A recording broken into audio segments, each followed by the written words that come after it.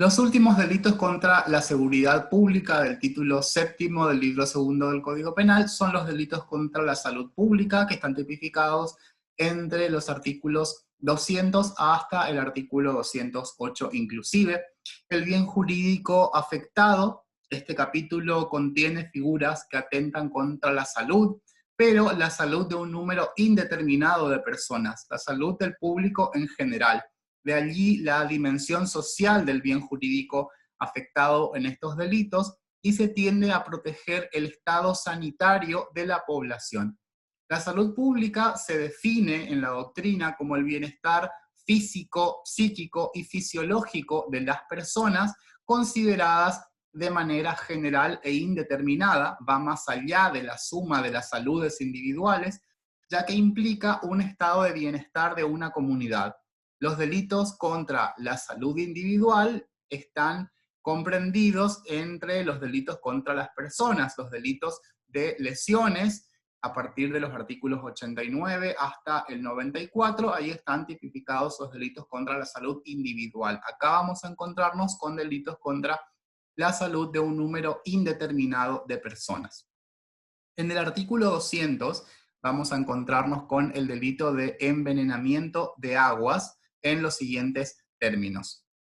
Dice el artículo 200, será reprimido con reclusión o prisión de 3 a 10 años y multa de pesos 10.000 a pesos 200.000 el que envenenare, adulterare o falsificare de un modo peligroso para la salud aguas potables o sustancias alimenticias o medicinales destinadas al uso público o al consumo de una colectividad de personas. La estructura típica de este delito vamos a encontrarnos con que las conductas típicas son tres: envenenar, adulterar o falsificar, que debe hacerse de un modo peligroso para la salud pública, y luego vamos a encontrar los objetos del delito, que son las aguas potables, sustancias alimenticias y medicinales. A nivel subjetivo es un delito doloso. Envenenar quiere decir agregar una sustancia tóxica o mezclar algo con una sustancia distinta de tal forma que resulte en un tóxico. Entonces, no necesariamente consistirá la conducta en agregar veneno, sino que lo importante es que resulte de la mezcla una sustancia venenosa. La segunda conducta típica, que es adulterar, consiste en alterar una sustancia, transformarla, cambiar sus cualidades, perjudicando así sus propiedades para la utilización por el hombre. Por último, la conducta típica falsificar quiere decir engañar a otro respecto de las propiedades de un producto, modificándolas o creándolas completamente, haciendo pasar al producto como verdadero. En el caso de la falsificación ya nos encontramos con un engaño concretamente. Las acciones solo son típicas si son realizadas de un modo peligroso para la salud y para la salud pública específicamente. Deben revestir idoneidad suficiente para poner en peligro la salud de personas indeterminadas. Es un tipo penal de peligro concreto, no es necesario que alguien consuma efectivamente las aguas, alimentos o medicinas, aunque sí es necesaria la creación del peligro de que alguien los ingiera. Se produce un adelantamiento de la punibilidad a un estadio previo a la lesión efectiva del bien jurídico. Concretamente, la situación de peligro consiste aquí en el riesgo de que las personas sufran enfermedades o alteraciones físicas o fisiológicas anormales. Los objetos del delito son las aguas potables. Aguas potables son aquellas aptas para el consumo humano o para su uso en la cocción de los alimentos. El bien jurídico, recordemos, es la salud pública, con lo cual debe tratarse de aguas destinadas al uso público. Envenenar el pozo de agua o el aljibe de una familia en particular, cuyas aguas serán consumidas solamente por ese grupo familiar, solamente por esas personas, es una conducta atípica de este delito. Esa acción, por supuesto, puede constituir algún delito contra las personas, puede ser un delito de lesiones, un delito de homicidio o la tentativa de lesiones o de homicidio, pero no este delito que atenta contra la salud de un número indeterminado de personas. Además, los objetos son las sustancias alimenticias, que son aquellas que el ser humano ingiere para alimentarse sin importar el valor nutricional, es indiferente su estado, si están en estado sólido o líquido, o si se encuentran en forma simple o preparada, se incluyen también los condimentos dentro de este concepto de sustancia alimenticia. Respecto de las sustancias medicinales, son drogas y productos químicos que están destinados a combatir enfermedades o a la preservación de la salud, también los casos en los cuales se utiliza para reforzar la salud. No es relevante la forma de ingestión, puede ser administración oral o puede ser un inyectable, también puede ser por absorción, en el caso de las cremas. Comprende los antídotos o si solamente sirven para paliar las molestias o los dolores. No se incluyen las sustancias medicinales destinadas al tratamiento de los animales, porque en este caso el bien jurídico es la salud de las personas. Todos estos objetos deben estar destinados al consumo público o al consumo de una colectividad como un hospital o una escuela, pero no para el consumo de una sola persona. El peligro para la salud pública integra el tipo penal, con lo cual el envenenamiento debe ser de cierta magnitud. El que introduce una cantidad ínfima de veneno en el agua que está destinada a el uso de una comunidad y esa cantidad no es apta para producir efectivamente un peligro, entonces esa conducta va a ser atípica, sobre todo por el principio de insignificancia. Debería tratarse de una conducta que revista la suficiente entidad como para poner en peligro, como vimos, el bien jurídico salud pública. A nivel subjetivo se requiere el dolo, que es, por supuesto, el conocimiento de los elementos del tipo objetivo, que incluye la creación del peligro concreto para la salud. El autor debe saber, debe representarse que está generando una situación de peligro concreto para la salud pública. En el artículo siguiente, el artículo 201, encontramos el delito de tráfico de sustancias peligrosas. Dice el artículo 201, las penas del artículo precedente se aplicarán al que vendiere, pusiere en venta, suministrare, distribuyere o almacenare con fines de comercialización aguas potables, sustancias alimenticias o medicinales o mercaderías peligrosas para la salud, disimulando su carácter nocivo.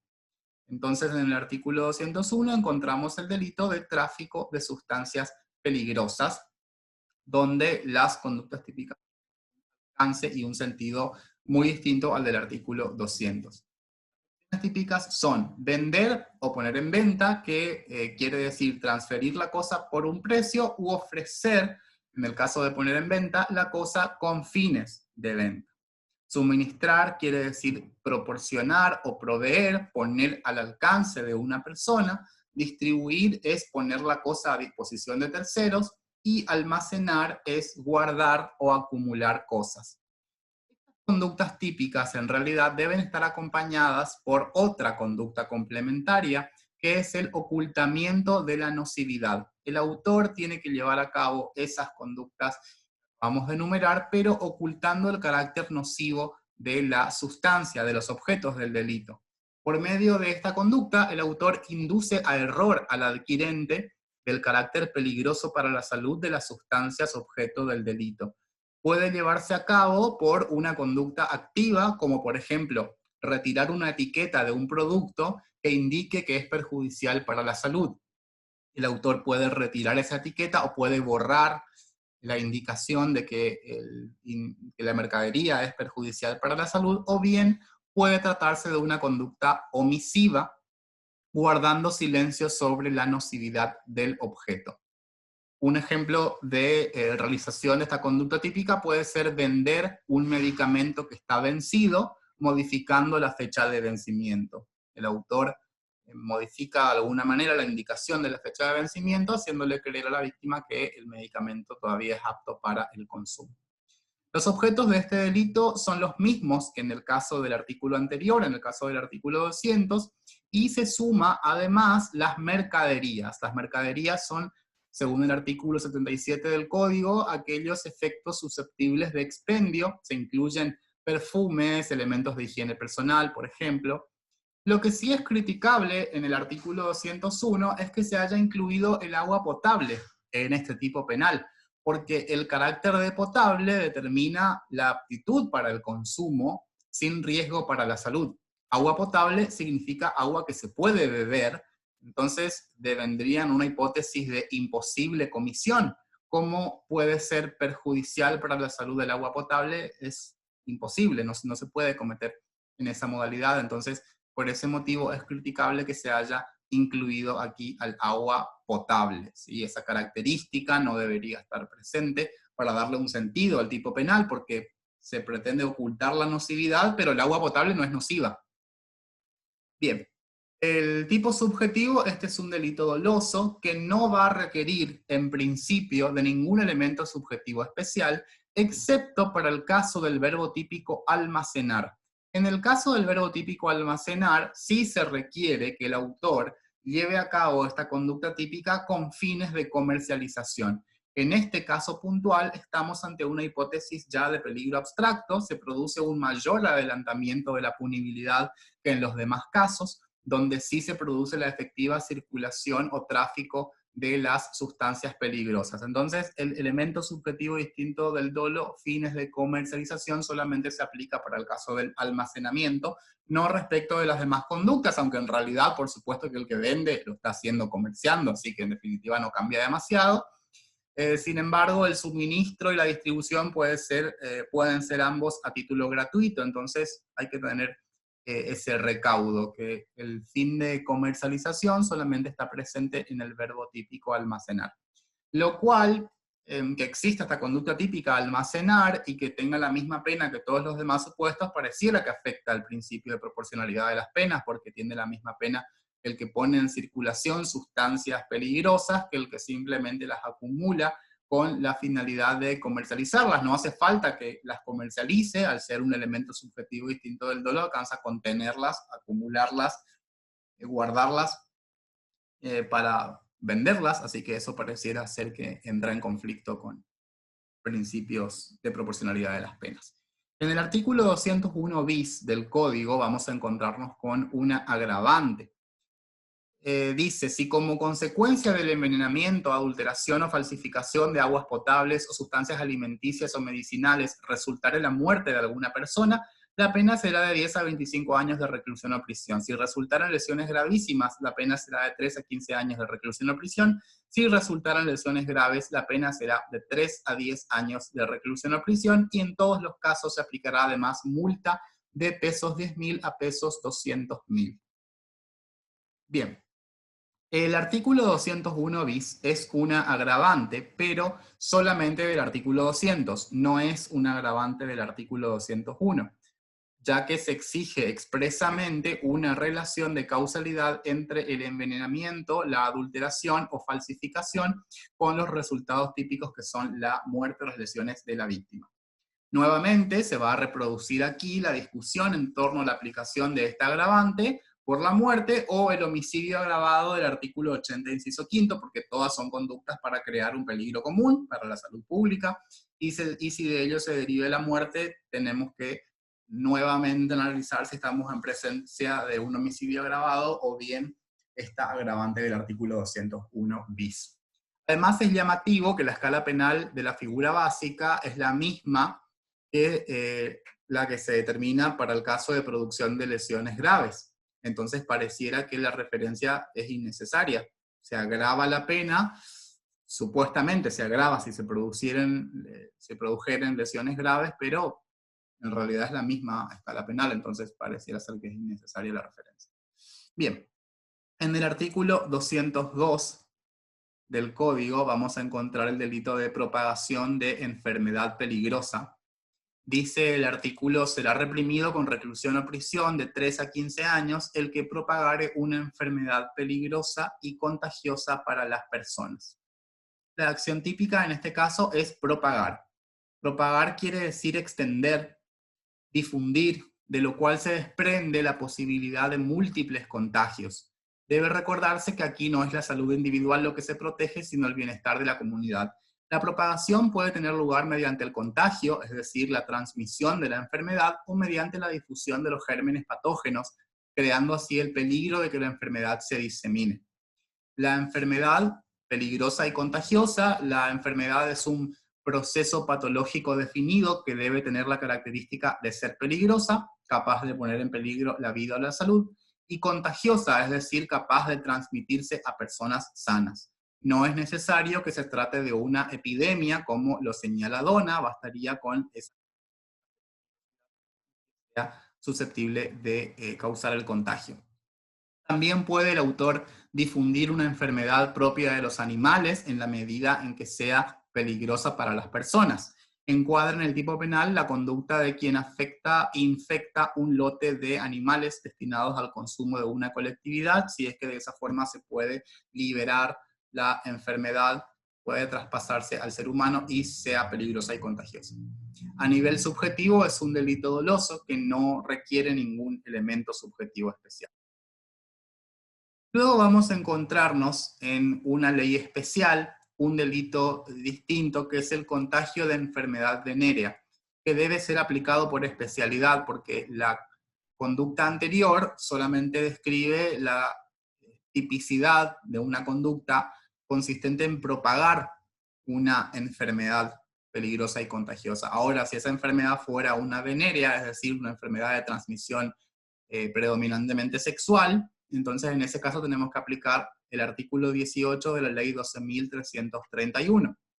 El artículo 18 de esta ley dice: será reprimido con la pena establecida en el artículo 202 del Código Penal, es decir, que tiene la misma pena que el delito anterior, quien, sabiéndose afectado de una enfermedad venérea transmisible, la contagia a otra persona. Esa es la estructura típica de este delito. Acá la estructura cambia porque el verbo típico ya no es propagar, como en el caso anterior, sino que es contagiar, y la enfermedad a la que se refiere es una enfermedad venérea, que tiene sus características propias, por supuesto. La ley de profilaxis, entonces, remite a la pena del artículo 202 para la conducta de quien contagia a otra persona de una enfermedad venérea. El verbo típico es contagiar, que quiere decir transmitir a otro directa o indirectamente la enfermedad. En este caso no se requiere propagación, que como vimos implica la posibilidad de múltiples contagios o de diseminación de la enfermedad. Acá basta con contagiar a una persona. La conducta del delito anterior tiene que ver con la posibilidad de extensión indeterminada de la enfermedad. La enfermedad venérea es aquella que se transmite a través del contacto sexual, en cualquiera de sus formas, por supuesto siempre que exista riesgo de contagio, prácticas sexuales que puedan ser aptas para el contagio. Por ende, este es un delito de propia mano, exige un contacto corporal directo entre autor y víctima, porque es llevando a cabo el acto sexual que se comete el delito. A diferencia del delito del artículo 202, es un delito de daño concreto, puesto que se requiere del efectivo contagio de otra persona. La propagación de enfermedad peligrosa no exige que otro se contagie, basta con la mera creación del peligro de que la enfermedad se disemine. El artículo 202 tiene más bien una estructura de delito de peligro, y acá se exige un daño concreto, se va a exigir una persona contagiada. Debe tenerse en cuenta además la imputación objetiva, específicamente aquí la competencia de la víctima. El sujeto que se expone voluntariamente a una relación sexual sin protección se está colocando a sí mismo en una situación de peligro, asumiendo un riesgo. Entonces será típica la conducta si es que es consciente la víctima del riesgo que está asumiendo al tener relaciones sexuales sin protección, o con una protección que no lo proteja de enfermedad. El tipo subjetivo es un delito doloso. El propio texto legal exige que el autor obre sabiéndose afectado de una enfermedad venérea transmisible. El error sobre la existencia de la enfermedad o el error sobre la posibilidad del contagio va a excluir el dolo. En el artículo 203 vamos a encontrar la figura culposa. Este tipo penal contiene la tipicidad imprudente de los delitos anteriores, desde los artículos 200 a 202. La técnica legislativa, de todas formas, es deficiente porque hay conductas que no se pueden cometer en forma culposa, como por ejemplo, almacenar sustancias peligrosas para la salud con fines de comercialización.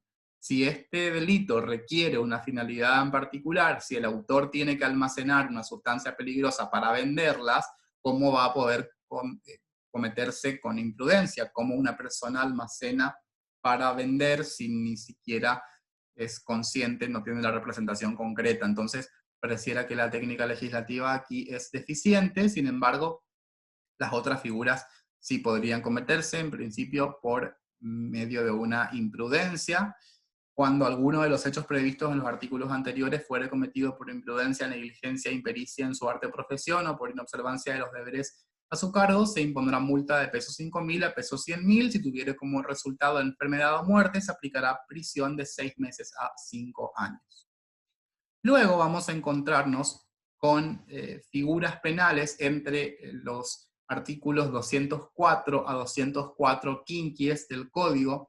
Vamos a encontrar que están tipificadas conductas vinculadas con el suministro irregular de medicamentos y a su fabricación en establecimientos no autorizados. Aquí se comprenden las conductas de suministro de sustancias medicinales en cantidad o especie no correspondiente a la receta médica, o sin la presentación o archivo de las recetas de medicamentos que no pueden ser comercializados sin este requisito, la omisión de los deberes de vigilancia de establecimientos autorizados al expendio de medicamentos y a la venta sin autorización de sustancias medicinales que requieran receta médica para su comercialización.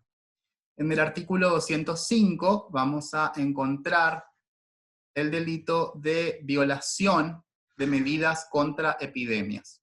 Dice el artículo 205, será reprimido con prisión de 6 meses a 2 años el que violare las medidas adoptadas por las autoridades competentes para impedir la introducción o propagación de una epidemia.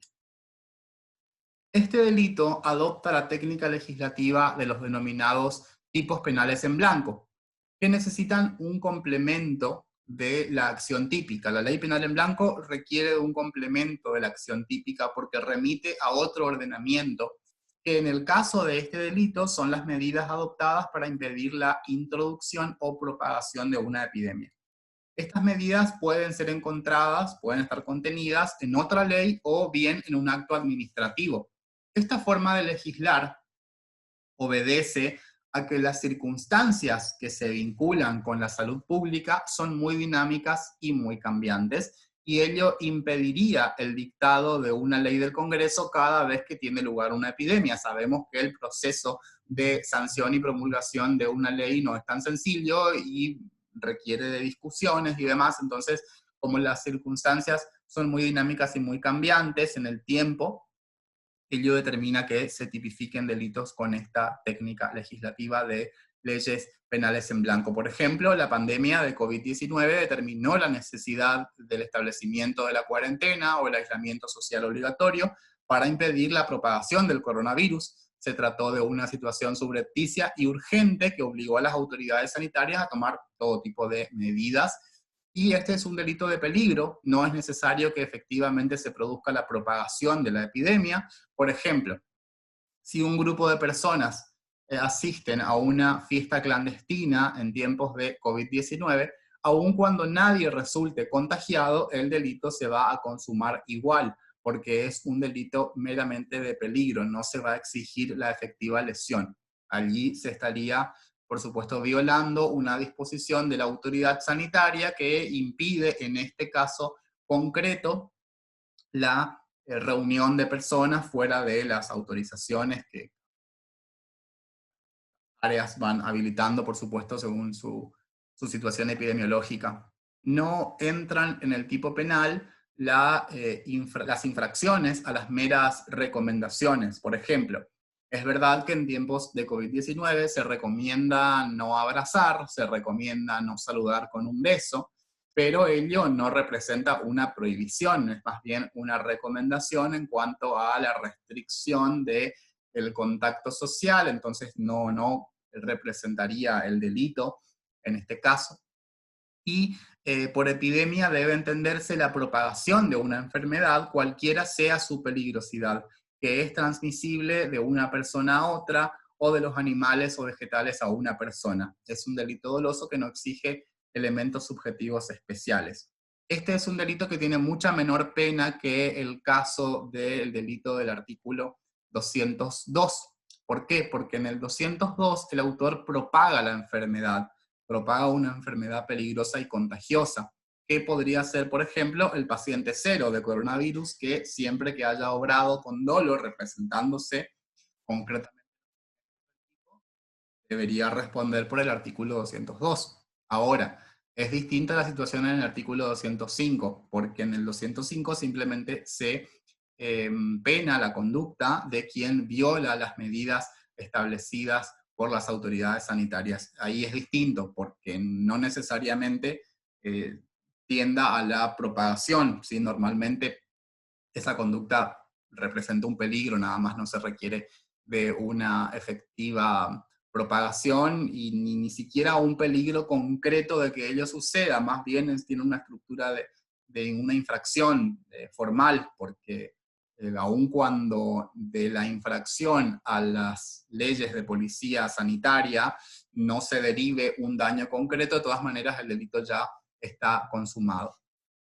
En el artículo 206 encontramos un delito muy parecido, tiene una estructura similar al del artículo anterior, también es una ley penal en blanco, pero nos remite a las leyes de policía sanitaria animal. El artículo 206 tipifica el delito de violación de leyes de policía sanitaria animal en los siguientes términos: será reprimido con prisión de 1 a 6 meses el que violare las reglas establecidas por las leyes de policía sanitaria animal. También encontramos una remisión a otro ordenamiento distinto, y este delito también se puede cometer por vía de una conducta omisiva. Van a ser muy frecuentes acá las omisiones, por ejemplo, omitir la vacunación de los animales, y también van cambiando con mucho dinamismo las leyes de policía sanitaria animal, por ejemplo, ante el brote de una enfermedad de los animales. También vamos a encontrar ese dinamismo muy similar al que ocurría en lo que analizábamos en el artículo 205 del Código. Luego, el artículo 208 del Código Penal tipifica en sus 3 incisos todas conductas vinculadas con el denominado ejercicio ilegal de la medicina. En general, el título que podemos trabajar acá en el artículo 208 es ejercicio ilegal de la medicina, tiene una pena de 15 días a 1 año, y son 3 incisos diferentes que tipifican los delitos de curanderismo, charlatanería y por último el préstamo de nombre. Vamos a comenzar por el curanderismo del artículo 208, inciso primero del Código Penal, que nos dice: el que sin título ni autorización para el ejercicio de un arte de curar o excediendo los límites de su autorización, anunciare, prescribiere, administrare o aplicare habitualmente medicamentos, aguas, electricidad, hipnotismo o cualquier medio destinado al tratamiento de las enfermedades de las personas, aún a título gratuito. Entonces, la estructura típica de este delito consiste en 4 posibles acciones típicas vinculadas con medios destinados al tratamiento de enfermedades de las personas, que tiene que además reunir la característica de habitualidad, y el autor no debe tener título ni autorización para ejercer un arte de curar.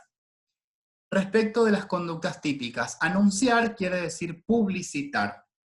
Publicitar, comunicar los medios para el tratamiento de enfermedades a un número indeterminado de personas, creando la posibilidad de que se convierta en un hecho de conocimiento público. Prescribir quiere decir recetar u ordenar un medicamento, implica indicar a una persona la ingesta de una medicación o la realización de un determinado tratamiento curativo.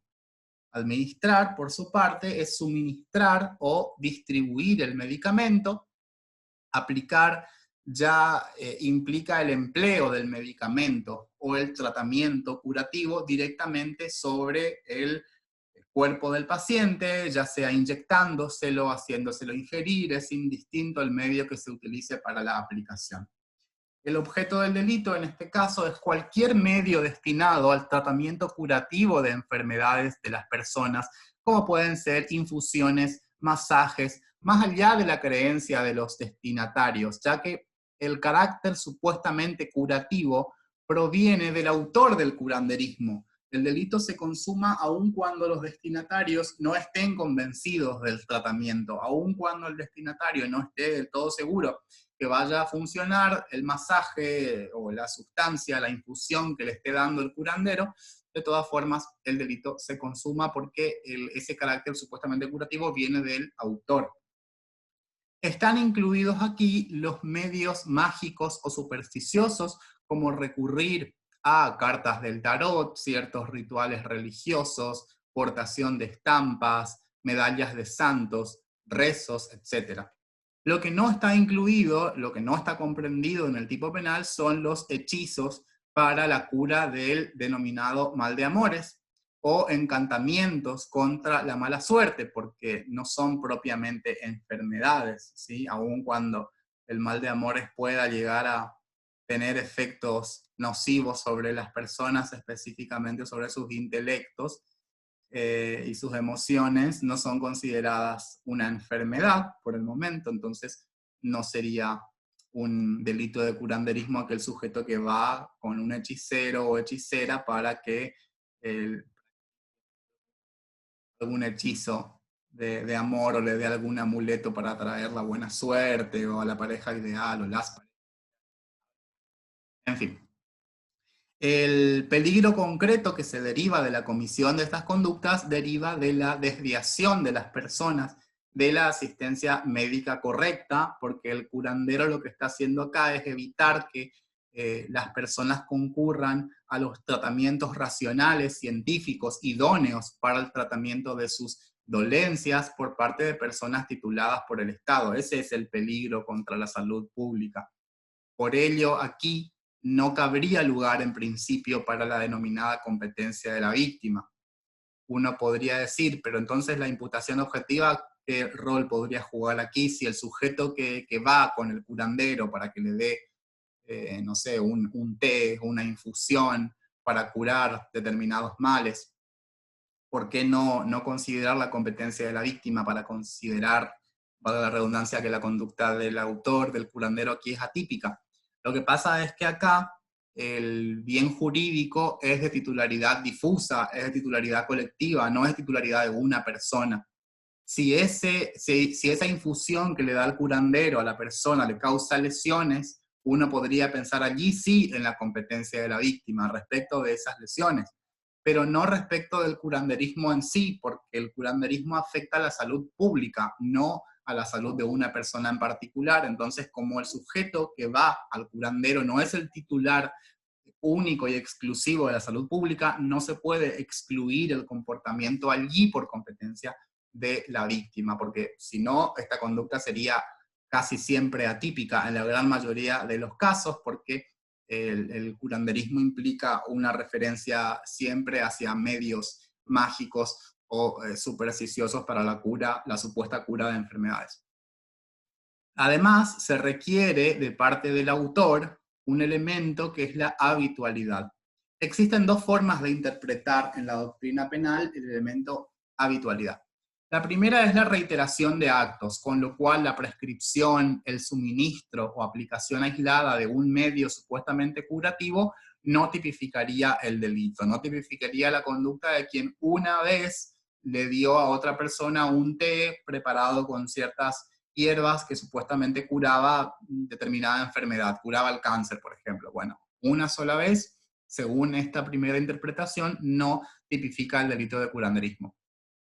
Otros autores señalan que habitualidad debe entenderse como una actitud anímica del autor consistente en llevar a cabo las conductas típicas como un hábito o una costumbre. En este sentido, la pluralidad de actos sería solamente un indicio de habitualidad, pero no el único.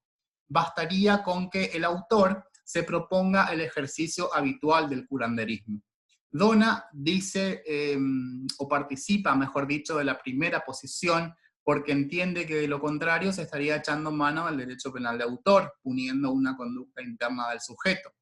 Se requiere de esta forma repetición de actos, lo cual va a traer en la práctica la dificultad de determinar a partir de qué número de actos estamos en el terreno de la habitualidad, si con 2, 3, 5, 10, bueno, a partir de ahí tendremos que valorar en cada caso concreto este elemento normativo.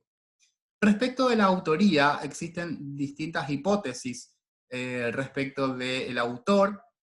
debe tratarse de una persona que carezca de título para ejercer el acto de curar. El título es la certificación reconocida por el Estado de la capacitación profesional. Esto no debe confundirse con la matrícula. La matrícula es una autorización distinta, tiene que ver con la autoridad administrativa. Entonces, el sujeto que tiene el título pero no matrícula no comete este delito. En todo caso, podrá cometer alguna falta ética en las autoridades correspondientes. El Colegio de Médicos, por ejemplo, tendrá que tomar las medidas sancionatorias correspondientes, pero si se tiene título para ejercer el acto de curar, entonces no es típica la conducta, por lo menos no de este inciso. La segunda hipótesis es quienes carecen de autorización para el ejercicio del arte de curar. La autorización es de carácter administrativo para que quienes no tienen título puedan ejercer el arte de curar a las personas. Se cita como ejemplo los casos de regiones lejanas a centros donde existan profesionales de la salud, donde se autoriza excepcionalmente a personas que no tienen el título de médico a ejercer ciertos actos urgentes, o a los estudiantes avanzados de medicina. Algunos estudiantes avanzados de medicina tienen la autorización administrativa para ejercer el acto de curar a pesar de que no tienen título. Por último, quienes exceden los límites de una autorización cuando se realizan actividades para las cuales no se estaba autorizado, como una partera que prescribe medicamentos que nada tienen que ver con el alumbramiento propiamente dicho. Y además el arte de curar comprende a la medicina, la odontología y las actividades auxiliares, las actividades de colaboración.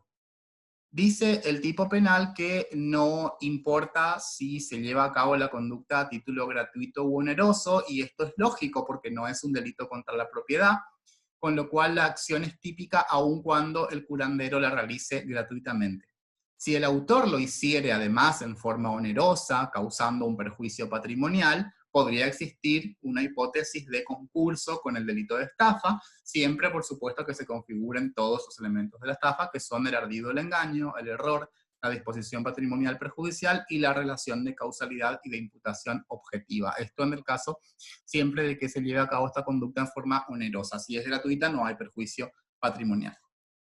Además, podría tener lugar un concurso con otros tipos penales contra la vida o la salud individual si el destinatario del tratamiento curativo sufre la muerte o sufre daños en el cuerpo o el organismo, y deberá analizarse en el caso concreto la posibilidad de imputar el homicidio o las lesiones. Por ejemplo, una mujer que se dedique a llevar a cabo prácticas abortivas clandestinas en situaciones de insalubridad, de inseguridad, que lleva a cabo esas conductas habitualmente y un día una mujer muere desangrada. Bueno, en este caso podemos encontrar un concurso con ese delito, con el delito de homicidio.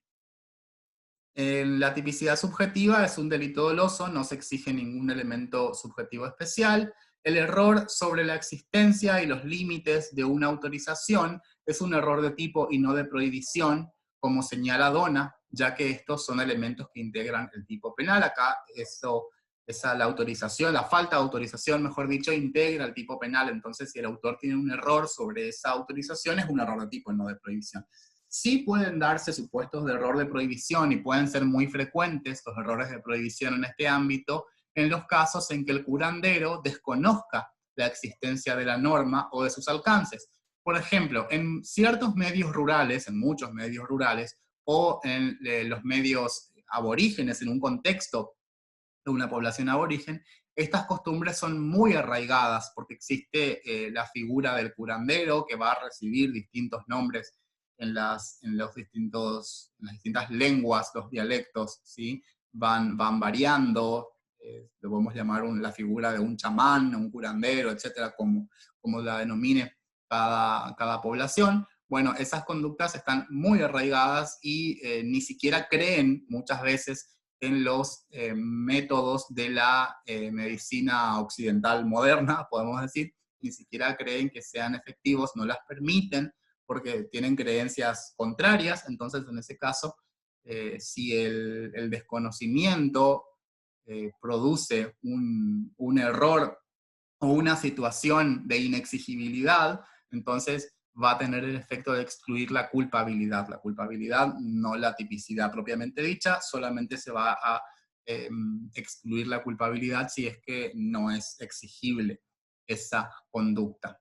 Además, uno puede pensar hasta dentro de los medios ya urbanos que la conducta de quien se dedica a curar el empacho en forma habitual, uno va a pensar, pero eso es un delito, entonces está en el artículo 208, inciso primero, bueno, muy pocas personas van a poder imaginarse que esa conducta es efectivamente delictiva, pero tienen que darse, por supuesto, los elementos que acabamos de ver.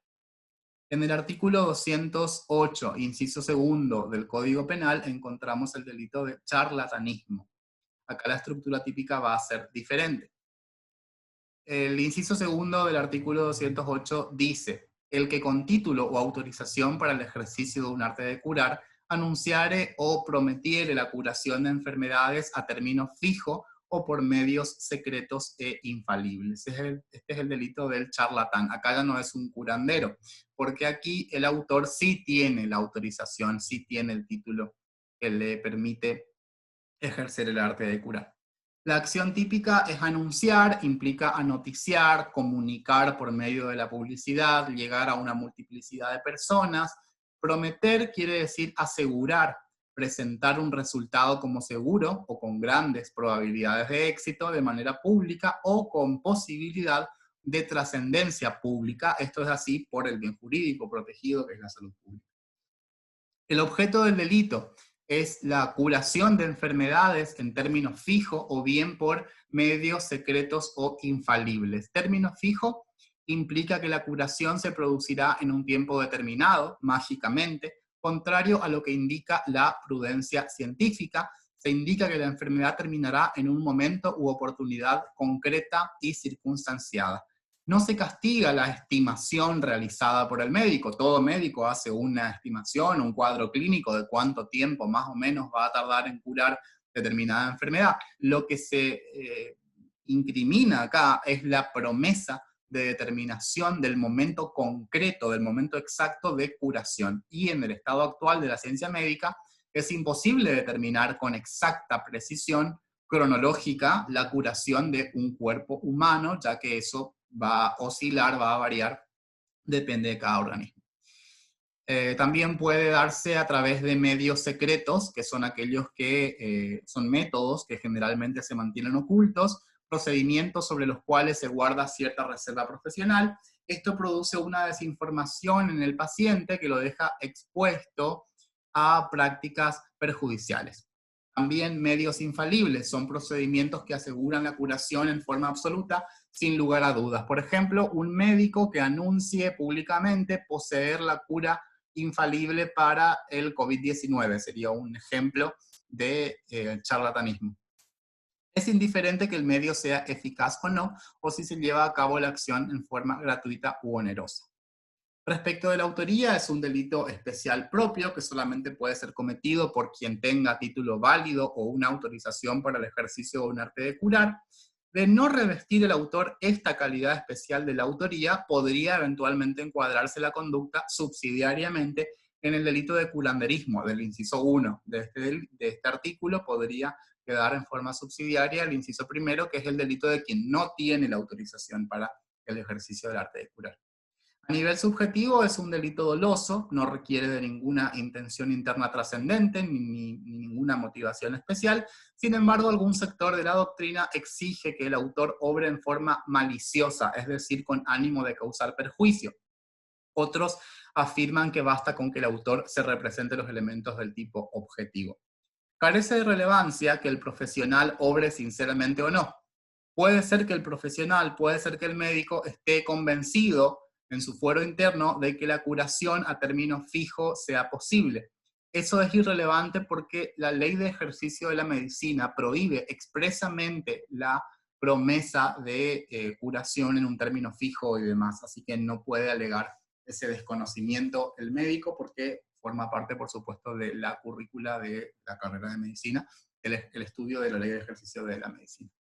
Por último, en el inciso tercero encontramos el delito de préstamo de nombre, donde también existe una autoría calificada, dice el código, el que con título o autorización para el ejercicio de un arte de curar, prestare su nombre a otro que no tuviere título o autorización para que ejerza los actos a que se refiere el inciso primero de este artículo, es decir, que remite a las conductas de curanderismo. La acción típica en este caso es prestar el nombre, facilitarle el nombre a otro a los efectos de que lleve a cabo las conductas de curanderismo. De esta forma, el sujeto no autorizado para el ejercicio de un arte de curar, suplanta la personalidad de otro. Existe una suplantación de personalidad de quien sí tiene la autorización con el asentimiento de este. Es decir, el sujeto que tiene la autorización asiente que otro suplante su identidad, otro que no tiene autorización. No basta con el mero préstamo del espacio físico, por ejemplo. Por ejemplo, prestar el consultorio nada más. Si el sujeto obra en nombre propio, si no hay suplantación de identidad, entonces no se daría este delito. El sujeto no autorizado debe obrar como si fuera el que le prestó su nombre, es decir, que debe mediar una sustitución de la identidad del médico. Es un delito especial propio, solamente puede ser cometido por quien tiene título o autorización para el ejercicio de un arte de curar.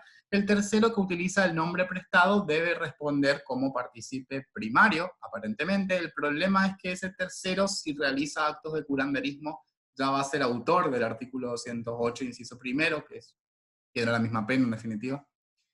Para la consumación no hay acuerdo en la doctrina. Un sector afirma que se consuma el delito cuando el tercero hace uso del nombre prestado, realizando actos de curanderismo. Por otro lado, existen quienes entienden que el delito se consuma con el mero préstamo del nombre, sin requerirse que el tercero lleve a cabo ninguna acción. Bien, respecto de esta discusión doctrinaria, creo que es correcta la segunda posición, la que indica o entiende que el delito se consuma prestando el nombre para que otro lleve a cabo el acto de curanderismo y no hace falta que el otro comience a ejecutar actos de curanderismo. ¿Por qué motivo? Porque es la única forma de explicar la presencia de este delito. Si nosotros suprimiéramos este delito, si no existiera el inciso tercero, no existiera el préstamo de nombre, y una persona le prestare su nombre a otro, un médico le prestare su nombre a otro para que ese otro lleve a cabo actos de curanderismo, el que llevó a cabo actos de curanderismo es autor del curanderismo, obviamente, artículo 208, inciso primero. El que le prestó el nombre tiene que responder como un partícipe necesario, como un partícipe primario, porque es un aporte escaso. No se consigue en cualquier lugar el nombre de un médico que asienta que otro obre en su nombre realizando esa clase de actos. Entonces, pareciera que la única forma de interpretar correctamente este tipo penal es pensar que es una excepción a las reglas de la participación criminal, se tipifica como delito autónomo. Quien debería ser en principio partícipe necesario del inciso primero ya es autor. Esta es una figura autónoma. Es un delito doloso, el autor debe saber que presta su nombre a otro no autorizado y debe tener conocimiento de que lo hace para que el otro cometa el delito de curanderismo. Este delito consiste en un adelantamiento de la punibilidad, porque de no existir este inciso, como vimos, de todas formas la conducta sería punible a título de participación primaria. El médico que presta su nombre para que otro realice actos de curanderismo está realizando un aporte esencial al delito del artículo 208, inciso primero.